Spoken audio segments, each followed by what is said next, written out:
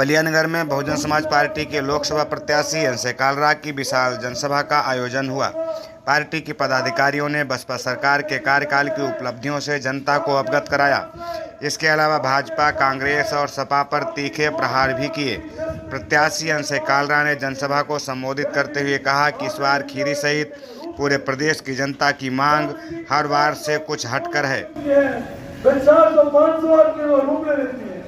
जहाँ मीटिंग हमारी 200 आदमी, 300 आदमी की होती है, वह हजार आदमी का रूप ले लेती है। इसके लिए मैं आप ही लोगों का धन्यवाद करता हूँ। आज यह संदेश चारों ओर जा रहा है। आज ये बात किसी से छुपी नहीं। मौजूदा सरकार की भी धरती हिल रही है ये देखकर कि बहुजन समाज के लोग आज अपने हक को पहचान रहे हैं।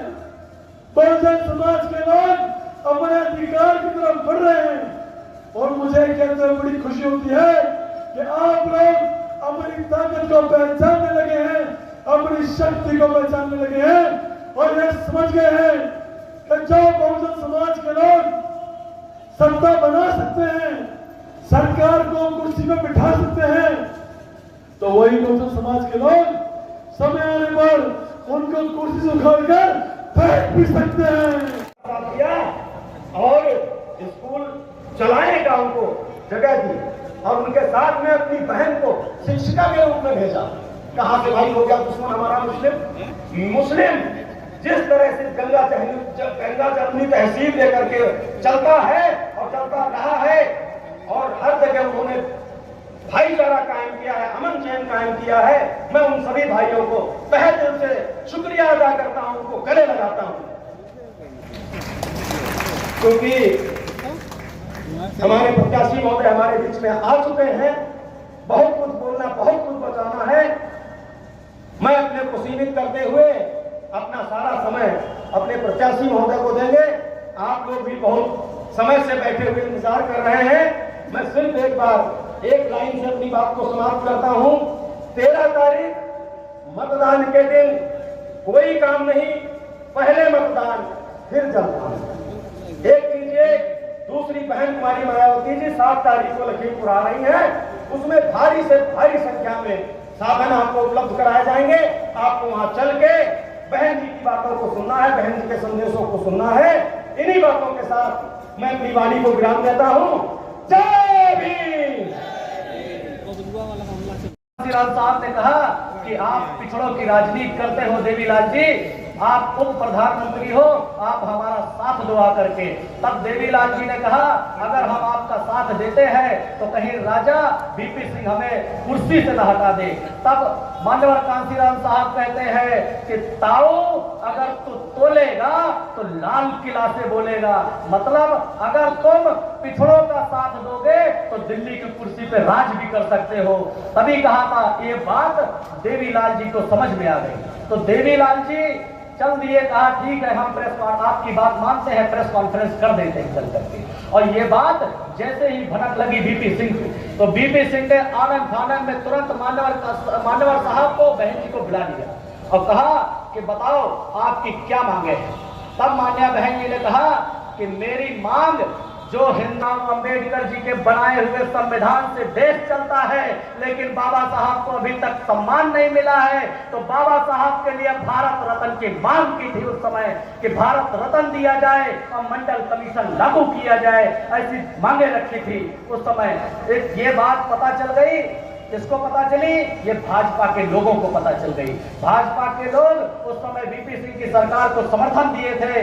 भाजपा के लोगों ने कहा कि बीपी सिंह से अगर आपने माननीय कांसीराम साहब की बात मानी और मंडल कमीशन लागू किया तो हम समर्थन लेकर के कुर्सी छीन लेंगे, आपकी सरकार गिरा देंगे। अब आप समझो ये वही भाजपा ही है जो बैकवर्ड समाज के लोगों को आरक्षण देना नहीं चाहते थे। आज बैकवर्ड समाज उन्हीं को भगवान मान करके घूम रहा है, उनको मालूम नहीं है। इसीलिए आपको पता होना चाहिए कि बैकवर्ड समाज की असली हितैषी सिर्फ बहुजन समाज पार्टी है। लेकिन मान्या बहन जी पीछे नहीं हटी, मान्यवर कांसीराम साहब पीछे नहीं हटे। उन्होंने कहा नहीं, हम सिर्फ एक ही बात पे अड़े थे, वो बाबा साहब भीमराव अंबेडकर जी को भारत रत्न व मंडल कमीशन लागू करो। इससे पीछे हम कोई सिर्फ गुमराह करने आए। इसीलिए हम आपसे अपील करते हैं कि बैकवर्डों के पास जाइए, जो गुमराह हो गए हैं उनके पास जाइए। हम लोग बड़ी ताकत के साथ आगे बढ़ रहे हैं। हमारे नेता बहन जी के उत्तराधिकारी आकाश आनंद जी के ऊपर लगातार FIR लादी जा रही है। हमारे लोकसभा के प्रत्याशी सम्मानित अंशे कालरा जी के ऊपर FIR लादी जा रही है। इसका सीधा सा एक ही मतलब है, जिससे डर होता है उसी के ऊपर FIR लादी जाती है। आप समझ लो कि आपकी कितनी बड़ी ताकत उभर करके सामने आने वाली है। आप अपनी ताकत को बचा लो। और हम युवाओं से कहना चाहते हैं कि एक एक युवा बारूद बनकर के दाग दो इनके सीने में, एक एक वोट दाग दो इनके सीने में। मांग लो इनसे हिसाब, 10 साल का मांगो इनसे हिसाब कि बताओ हमारा 10 साल कहाँ गया, कहाँ गया हमारा 10 साल। हमें नौकरी नहीं दी, हमें 80 करोड़ लोगों को 5 किलो राशन पे बेच दिया। अरे बाबा साहब भीमराव अंबेडकर जी ऊपर से देख रहे होंगे तो सोच रहे होंगे किसके लिए हमने संविधान बनाया, किसके लिए बनाया। आज 5 किलो गल्ले में बेच दिया बोले। तो आप लोगों को जमीर को जगाना होगा, और जमीर को अगर जाग जाए तो 7 तारीख को मान्य बहन जी आ रही है GIC ग्राउंड में। 7 तारीख को मान्य बहन जी GIC ग्राउंड में आपके जनपद लखीमपुर में आ रही है। निकल के आइए रेला, निकल के आइए, गांव गांव पूरा खाली करके आइए लखीमपुर को। पूरी चारों तरफ से लखीमपुर को बिल्कुल जाम कर दीजिए और मैसेज दे दीजिए कि लखीमपुर की 28 की लोकसभा से अंशे कालरा जी जीत करके जा रहे हैं और कोई नहीं जीतेगा। इन्हीं बातों के साथ अपनी वाणी को विराम दे। ये सरकार उधम सिंह का बंधक बैठे हुए हैं, उसी खानदान से ताल्लुक रखने वाले बैठे हैं। क्या हमें बात करते हो, हमें डराते हो भाजपा से? हम भाजपा से नहीं डरते हैं, हम डरते हैं अपने समाजवादियों से। हम डरते हैं अपने समाजवादियों से। हमें भाजपा से कोई डर नहीं है, कांग्रेस से कोई डर नहीं है, हमें कोई डर है समाजवादियों से। समाजवादियों ने हमारे समाज का खून किया है, हमारे मुख्तार का खून किया है, हमारे अतीक का खून किया है, हमारे मंजूर का खून किया है, हमारे अशरफ का खून किया है, हमारे आजम भाई को जेल में बंद किया है, उनके लड़के को बंद किया है, हमारे समाज के लोगों का मान सम्मान का हनन किया है, हमारे समाज का कत्ल किया है। तो समाजवादियों ने किया है। अगर समाजवादियों ने चाहा होता हमारे समाज का कत्ल न होता, समाजवादियों ने चाहा होता तो हमारे लोग जेल में नहीं होते। बता दीजिए अखिलेश यादव ने, उनके पार्टी के लोगों ने कहां पर धरना किया है? विधानसभा में किए थे कि लोकसभा में किए थे, विधान परिषद में किए थे कि राज्यसभा में किए थे, कि लखनऊ में किए थे कि अम्बाला में किए थे, अमृतसर में किए थे कि कर्नाटक में किए थे? हमारे लोगों के लिए कुछ किए हो? बोलो, मेरे मुस्लिम समाज के लोग बैठे हो, अभी बोलिए, मुस्लिम समाज के लिए इन्होंने कुछ किया है? हमें दबाने का काम किया है। अब भाजपा से डराते हैं, कहते हैं भाजपा आ जाएगी, अरे भाजपा आएगी तो हमारी गाड़ी डालेगी। इसलिए मेरी कौम के लोगों, मेरे समाज के लोगों, हम मुसलमान हैं, मर जाएंगे लुट जाएंगे, डर नहीं सकते हैं। तो मर्द के साथ रहो, अंशे कालरा के साथ रहो। अंशे कालरा मर्द आदमी है, अंशे कालरा मर्द आदमी है, मर्द के साथ रहो। ऐसे नपुंसकों के साथ मत रहो जो हिजड़ों की खोज रखते हैं। मैं भाषण देना नहीं चाहता हूँ, भाषण देना भी नहीं चाहता हूँ, लेकिन थोड़ा थोड़ा जोश आ जाता है तो बोलने के मन करता है। इन्हीं शब्दों के साथ मैं आमंत्रित करता हूँ अपने बहुजन समाज पार्टी के प्रत्याशी बड़े भाई अंशे कालरा जी को। में लगे आज मुझे देर हुआ है। सुंदरबन से लगा करके, दौदापुर से लगा करके हमारे भाई प्रतेंद्र सिंह सिद्धू जी, जिन्होंने अपने तन मन और धन से भाई अंशे कालरा के लिए लगे हैं, उनका मैं तहे दिल से हार्दिक स्वागत, वंदन, अभिनंदन करता हूं। यहाँ पर बैठे हुए बहुजन समाज के समस्त साथियों का मैं तहे दिल से हार्दिक वंदन और अभिनंदन करता हूं, क्योंकि समय काफी हो गया है। बोलने के लिए बहुत कुछ है, विद्वान वक्ताओं ने सारी बातें रखी हैं, बोलने के लिए तो बहुत कुछ है, मैं बोला भी करता हूं। तो साथियों, मैं आपसे पूछना चाहता हूं, मनुष्य की मूलभूत आवश्यकता क्या है? रोटी, कपड़ा और मकान। रोटी, कपड़ा और मकान मनुष्य की मूलभूत आवश्यकता है। लेकिन बहुजन समाज का शिक्षा और सत्ता सम्मान, धन, शिक्षा, सत्ता, सम्मान अगर हमें मिला होता तो बहुजन समाज पार्टी बनाने की आवश्यकता नहीं पड़ेगी। जो समाज 6743 जातियों में बता था, धरने वाले कांसीराम साहब, हम 2000 वर्ष तक गुलाम रहे, क्यों गुलाम रहे? 2000 वर्ष तक गुलाम रहे, क्यों गुलाम रहे? मोहम्मद गजनवी जैसे लोग आए, सोमनाथ के मंदिर पर आक्रमण किया और वहां से लड़े, हीरा जवाहरात आभूषण युक्त भगवान को ऊंटों और खच्चरों पर लहराते हुए खेतों में खींच कर लेकर चले गए, जहां पर हमें शिक्षा के अधिकार से वंचित किया गया, जहां हमें रक्षा के अधिकार से वंचित किया गया। एक को पैसा कमाने का अधिकार दिया गया, एक को सेवा करने का अधिकार दिया गया। उस समय बाबा साहब डॉक्टर अम्बेडकर ने लिखा था कि शूद्रों को शस्त्र धारण करने का अधिकार दे दिया गया होता, ये देश कभी गुलाम नहीं होता है। बात डॉक्टर अम्बेडकर। मैं आज इनसे पूछना चाहता हूँ, मैं आरक्षण की बात को लेकर के पूछना चाहता हूँ, आरक्षण कोई भीख नहीं है, आरक्षण कोई भीख नहीं है, आरक्षण एक समझौता हुआ था।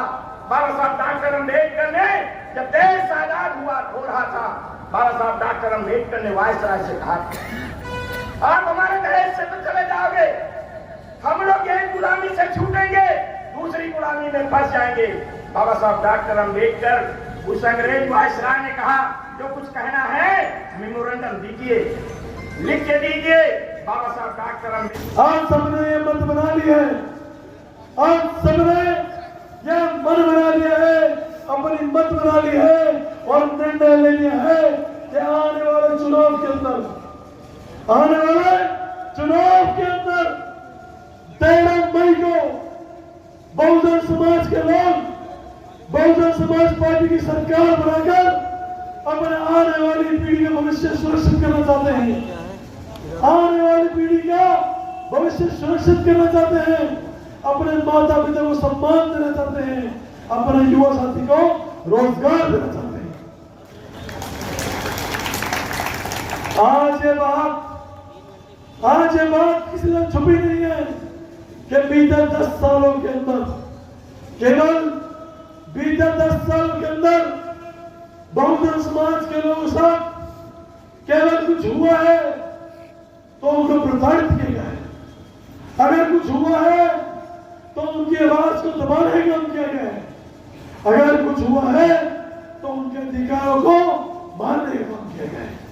आज समय आ गया है, जो सरकार सत्ता में बैठी है और मन बना रही है और अपने मन में एक कूटनीति रखती है कि डॉक्टर साहब के दिए हुए संविधान को, बाबा साहब के दिए हुए संविधान को बदलना चाहती है, उसमें संशोधन करना चाहती है, आपके हक को, आपके अधिकार को मानना चाहती है, तो मैं आपसे अपील करता हूं, मैं इस मंच के माध्यम से आपसे अपील करता हूं कि आने वाली 13 मई को आप ये साबित कर दें और पूरे देश के अंदर, खाली अपनी लोकसभा में नहीं, पूरे देश के अंदर यह संदेश भेजें कि जो सरकार, जो सत्ता हमारे बाबा साहब की तरफ उंगली उठाएगी, जो सरकार हमारे संविधान की तरफ उंगली उठाएगी, उस सरकार को हम रहने नहीं देंगे और जड़ से उखाड़कर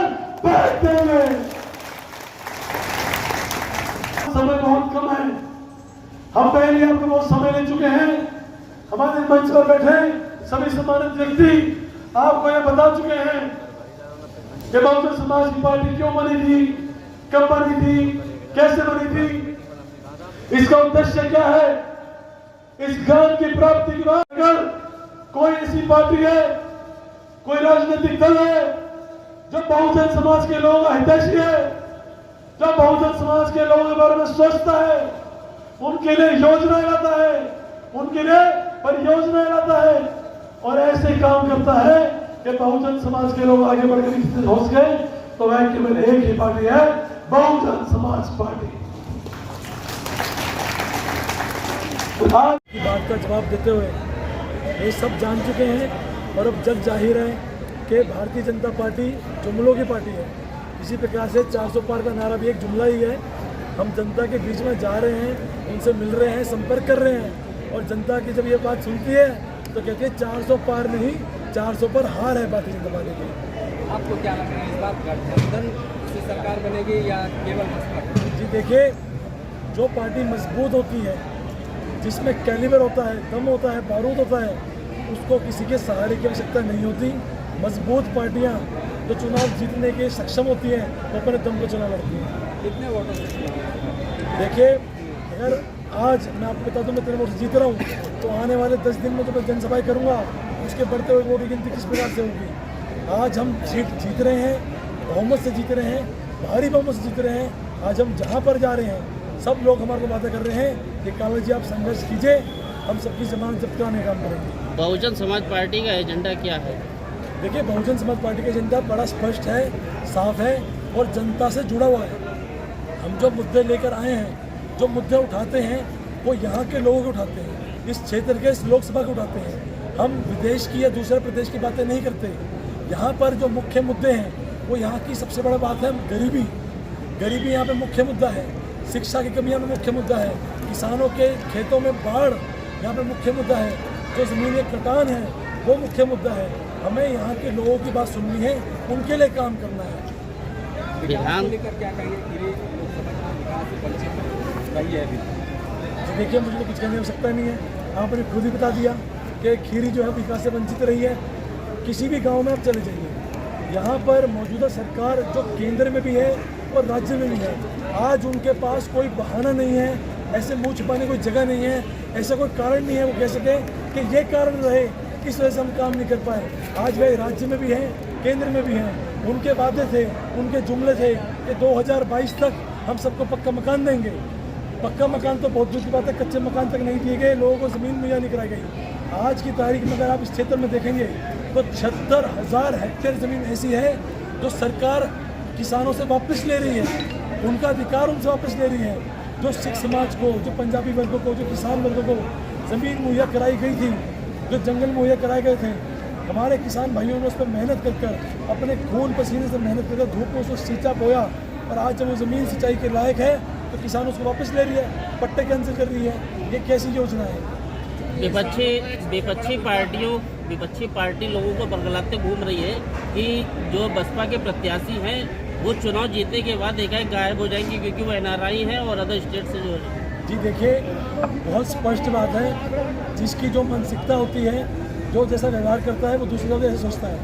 आज 10 साल के अंदर जनता इस बात की गवाह है कि मौजूदा हमारे सांसद जी कभी क्षेत्र में टहले नहीं, इसलिए उनको लगता है कि आने वाला सांसद भी ऐसे ही करेगा।